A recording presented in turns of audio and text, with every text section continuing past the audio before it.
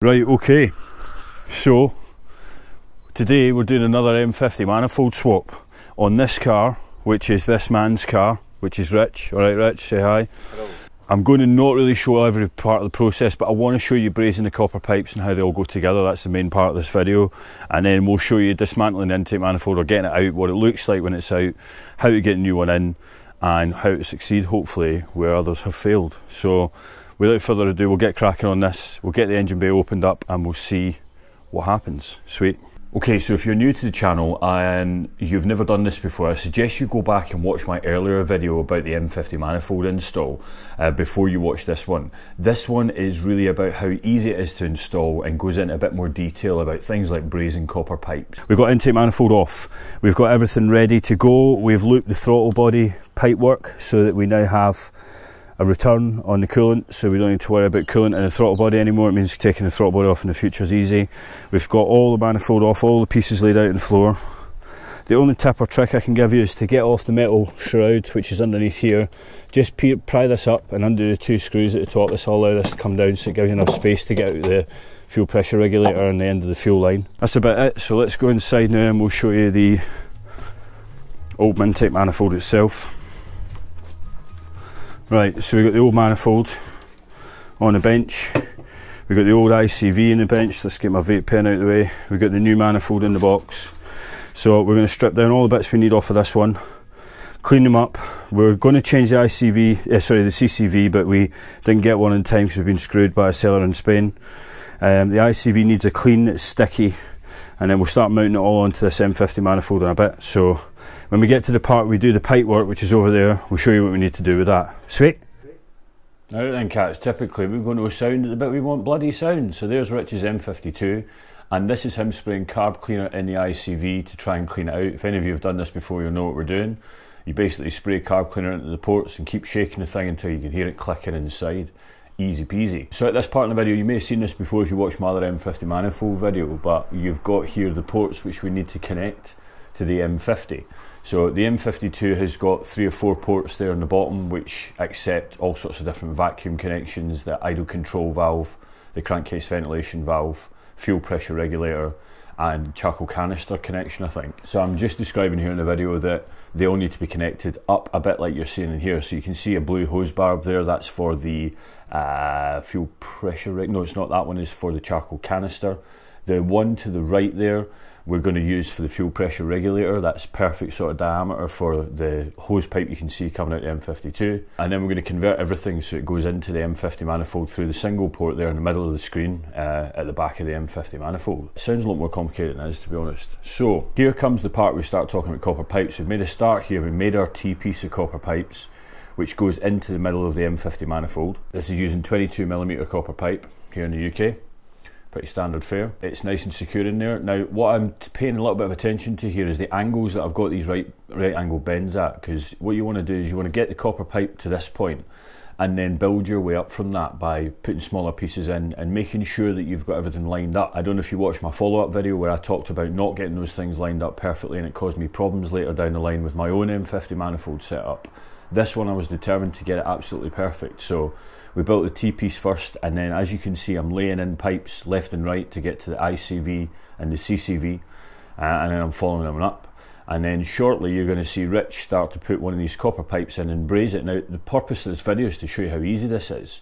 So what we've got here is a bench vise, a blowtorch, some solder's flux, which is that black pot just beyond the vise you can see there, and some some pipe fitters solder.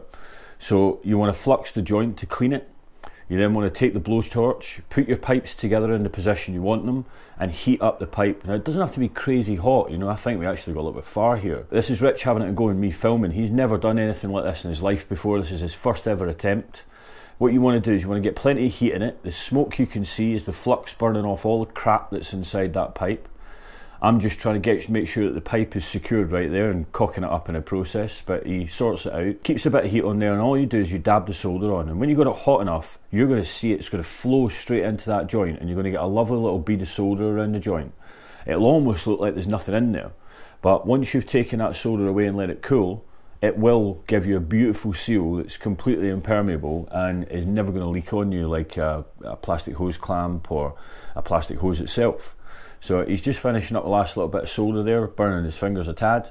We're having a little look to see if it needs any more, and it doesn't look like it does, so we're pretty happy. Now I don't have any patience, so we take it off and we quench it in that bucket of water down below, and at this point we've continued forwards up into the right angle bend towards the CCV. So this now hooks into the CCV, curls around, goes into the back of the intake manifold. We're going to put a right angle piece of hose to connect that connection up to the actual crankcase ventilation valve itself, and then a straight piece of hose to connect up the idle control valve. It's dead easy, guys, don't be afraid of it. You know, it's not actually that difficult a thing to do. And the only thing you've got to be careful of is how you get your angles right. But it's solder. If you don't get it right, you can heat it up, rebend it and let it cool, and off you go. You know, it's manipulatable. It's not like welding when it's done once and then that's it for the rest of the time. There you go. This is it now, just being angled up. I've not got it shoved right inside the M50 manifold, and I'm just sort of getting it close now. I think I turn the camera around here in just a second and I can show you how it gets connected. I know, there we go. So we put some hose pipes together, some Jubilee clips that you can see there. Very little rubber hose is used, you know, a little short piece, little right angle piece you can see just there going into the crankcase ventilation valve. For future reference, I've since changed this crankcase ventilation valve in the car. So I was able to undo these Jubilee clips in the car, pull the vent valve out the way and swap it over. As you saw earlier in the video, we didn't have a new one at this point. We've now changed that. I was worried that once this setup was put in the car, you'd have to remove the whole intake manifold to swap it out, but nope, it was absolutely fine. Bit fiddly, but it came out without too much problem. I think I poked through here in a couple of seconds and I show you. There we go, we just tilt it up and get some light. There you go. So you can see that copper pipe sits really nice and flush inside that intake manifold there. It couldn't be a better fit. It's like it's made for it. So now we've got to do is get it in the car and connect up all these electrical connections, the other vacuum lines, bolt up the intake manifold, and happy days. So yeah, there we go. We've got it bolted up already. Rich is just putting together the last little bit of the scuttle panel. I'm just pointing out there that the dipstick is bolted into the original bracketry.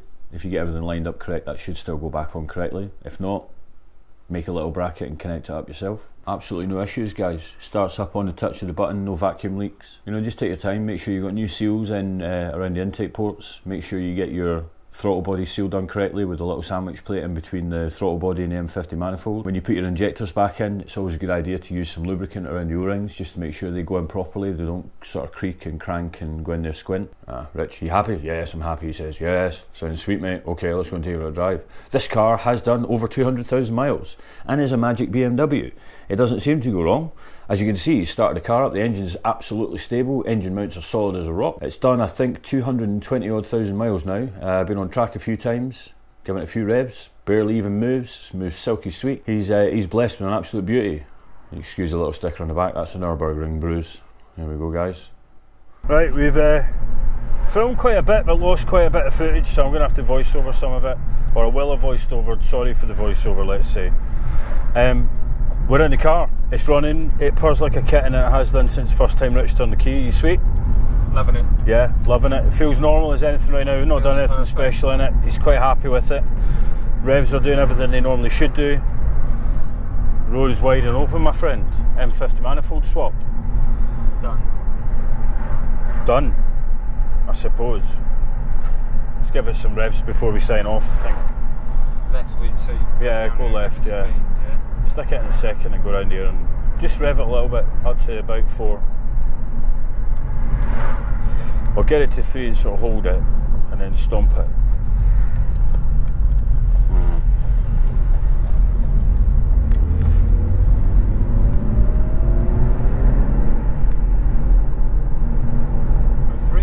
Yeah. 2.5.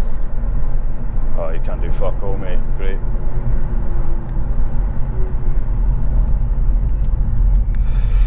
Red light wonders. Horses. No way, man. Horses.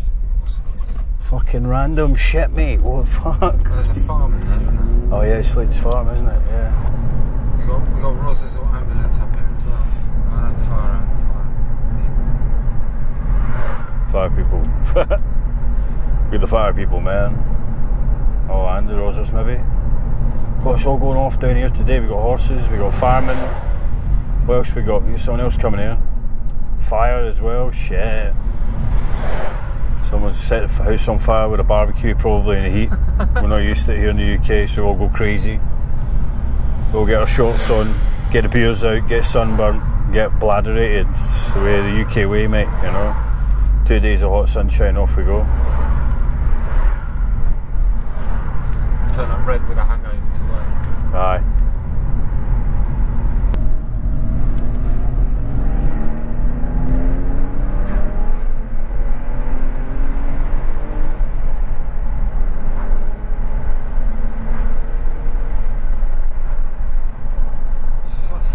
Happy? Yeah, mate. Does it feel better? Yeah.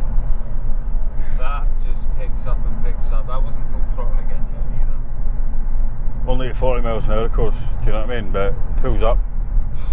See, it just keeps pulling, it's weird. You don't want to change gear. No, you feel like you could just keep revving it, don't you? Now you can understand why they raised the rev limit. And if I'd taken that to 6 yesterday in this, it would have just been going.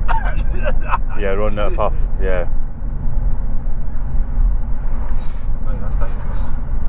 There you go then, mate, nice pulls. E36 323 M50 manifold done.